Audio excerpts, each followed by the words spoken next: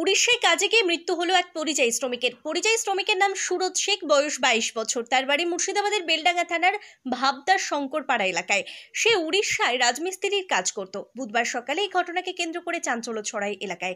পরিবার সূত্রে জানা যায়, 11 তারিখ সকাল 9টার সময় সুরজ কাজ করার সময় গাড্ডায় পড়ে যায় এবং সঙ্গে সঙ্গে সহকর্মীদের তৎপরতায় তাকে উদ্ধার করে স্থানীয় এক নার্সিংহোমে নিয়ে যাওয়া হয়। সেখানে নিয়ে গেলে কর্তব্যরত চিকিৎসক তাকে মৃত বলে ঘোষণা করে। মৃত্যুর খবর বাড়ি পৌঁছানোর পর শোকের ছায়া নেমে এসেছে পরিবারের মধ্যে।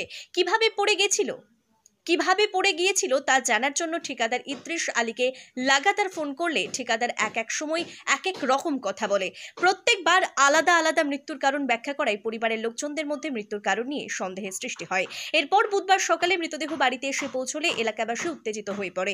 উড়িষ্যা থেকে যারা মৃতদেহের সঙ্গে এসেছিলেন তাদেরকে আটকে রাখা হয়। খবর পেয়ে বেলডাঙ্গা থানার পুলিশ এসে তাদেরকে নিয়ে যেতে চাইলে পুলিশকে বাধা দেওয়া হয় এবং বিশাল উত্তেজনা সৃষ্টি হয়। স্থানীয় এলাকাবাসীর দাবি, ঠিকাদারকে নিয়ে এসে এলাকায় সঠিক রহস্য বের করতে হবে এবং ঠিকাদারের উপযুক্ত ব্যবস্থা করতে হবে।